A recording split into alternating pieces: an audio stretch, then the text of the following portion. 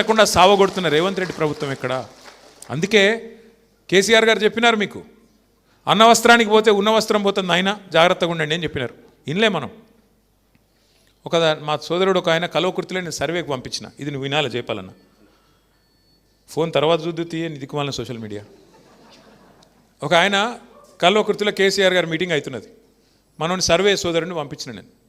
ఇట్లా ఏమున్నది కల్వకుర్తిలో 3 తెలుసుకొని రాపో, గెలుస్తున్నామా ఏమవుతుంది. పోయి వచ్చి మీటింగ్ అయిపోయాక నాకు ఫోన్ చేసినాడు, సార్ కల్వకుర్తి ఓడిపోతుంది సార్ అన్నాడు. ఏమైంది ఎందుకు అన్న. కింద ఒక 5-6 రైతులు ఉండే సార్, వాళ్ళ దగ్గర పోయి మాట్లాడితే కేసీఆర్ ప్రభుత్వం ఎట్లుందా అంటే బాగానే ఉన్నది అన్నారు. మరి ఏంది గెలుస్తుందా జైపాల్ యాదవ్ లేదా అంటే లేదు అన్నారు. ఎందుకు అంటే 10 ఏళ్ళకి ఒకసారి పంట మార్పిడి జరగాలి కదా సార్. అదేం డైలాగ్ రా నాయన, అంటే మంచిగా ఉన్నదని ఎవడని జడగొట్టుకుంటాడు రవి అట్లా అని చెప్పి 10 ఏళ్ళకి ఒకసారి పెళ్లి చేసుకొని మంచిగానే నడుస్తుంది అనుకో సంసారం. 10 ఏళ్ళకి ఒకసారి ఈ మొగుడు వద్దన్నది అనుకో అమ్మాయి, గట్లుంటుందా? లేదా ఈయన అన్నాడు అనుకో నాకు ఈ అమ్మాయి వద్దు నేను ఇంకొకరిని చేసుకుంటాను, అట్లుంటుందా? అరే మంచిగా నడుస్తున్నదాన్ని మంచిగా చూసుకోవాలి కానీ లేదు 10 ఏళ్ళకి ఒకసారి పంట మార్పిడి అట్లుంటుందా?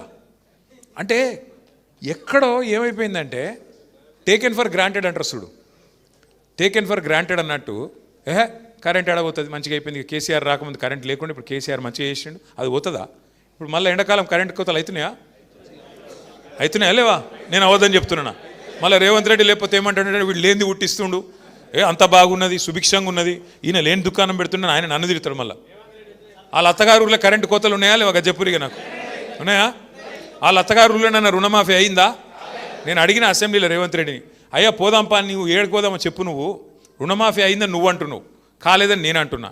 మీ సొంత ఊరు కొండారెడ్డిపల్లె కోదామా లేకపోతే మీ అత్తగారు ఊరు కోదామా, యాడికోదామా పోదాం పారాబాయ్. ఒక్క ఊళ్ళోనైనా రైతులు 100% అయిందని రాసిస్తే నేను రాజకీయ సన్యాసం తీసుకొని పీక్తా అని చెప్పిన. కదలడు మెదలడు బెల్లం కొట్టిన రాయిలెక్క కూర్చున్నాడు ఇట్లా, ఎందుకంటే ఆయనకు కూడా ఎరికే కాలే. అంటే ఎన్ని అబద్ధాలంటే రుణమాఫీ చేసిన అంటాడు, రైతు భరోసా వేస్తున్నాను కేరళలో పోయి డైలాగులు కొడతాడు. ఇక్కడ రైతు భరోసా లేదు, మను లేదు, రైతుకు భరోసా లేదు, రైతు భరోసా లేదు, రెండూ లేవు. కొనుగోలు చేసిన దాన్ని ఇప్పుడు ఇక్కడికి వస్తుంటే నేను ప్రవీణ్ అన్నాడ 5 నిమిషాలు మాట్లాడుకుందామని నా రూమ్లో పోయినాం. టీవీలో వస్తున్నది నాగర్ కర్నూల్లో పెద్ద లొల్లి అవుతున్నది, గడబడవుతున్నది. మక్కలు కొంటలేరు, నిన్న మొన్న వర్షం పడ్డదంట మొత్తం తడిచిపోయిందంట, ఆగమాగం మొత్తం రైతులంతా రోడ్డు ఎక్కి ధర్నా చేస్తున్నారు, మక్కలు కొంటలేరని. అంటే నేను ఎందుకు చెప్తున్నా అంటే ఒక మక్కలే కాదు, రాష్ట్రంలో ఈ రోజు వరకు వరి కొంటలేరు, మక్క కొంటలేరు, ఏ ధాన్యం కొంటలేరు. అదే కేసీఆర్ ఉన్నప్పుడు మమ్మల్ని సావగొడుతుండే, ఫోన్ చేసి ఒక్కొక్క మంత్రిని ఉరికిస్తుండే, ఇంకెందుకు తెరవలేదా మీరు వెంటనే కొనండి, అక్కడ రంగు మారినా ఎండినా వానినా తడిచినా ఏమైనా ధాన్యం కొనండి, సీలింగ్ లేదు. ఇప్పుడు మక్కలకు సీలింగ్ పెట్టినారు, మేము గింతనే కొంటాం, పంట గింత వండితే నేను గింతనే కొంటా. నువ్వు ఏం చెప్పినావు ఎలక్షన్ల ముందు? అభయ హస్తం అని బిల్డప్ ఇస్తేవి. అభయ హస్తం మేనిఫెస్టోలో ఏం చెప్పినావు? ప్రతి పంటకు బోనస్ ఇస్తా అని చెప్తేవి. ఇవాళ ఏమైంది మరి? 500 బోనస్ వచ్చింది ఎవరికన్నా? మొదలు వడ్లకు అన్నారు, తర్వాత లేదు సన్న బియ్యానికి అన్నాడు, దొడ్డు బియ్యం కాదు సన్న బియ్యం అన్నాడు, దానికి లేదు దీనికి లేదు. అంటే ఎన్ని రకాల మోసం అంటే అన్ని మళ్ళీ ఏదో అర్రాస్ పాట లెక్క చెప్పిండు. అత్తకు 4000 పెన్షన్లు, కోడలకు 2,500. జర్రాగు నేను ఆడ మొత్తుకొని వీడ మొత్తుకుంటే ఎవరికి అర్థం కాదు.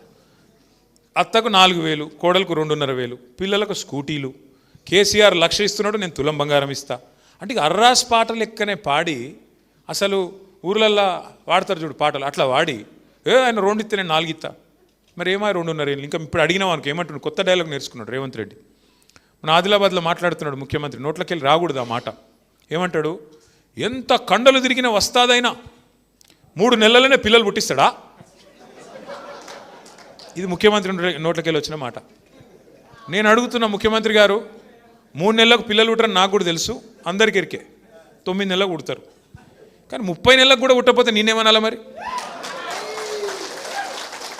ఏమనాలా చెప్పు మరి? ఆయన భాషలనే చెప్దాం. 30 నెలలకు కూడా పిల్లలు పుట్టలేదు కదా, ఒక పథకం అమలు అయితలేదు కదా, నేనేమనాలి మరి?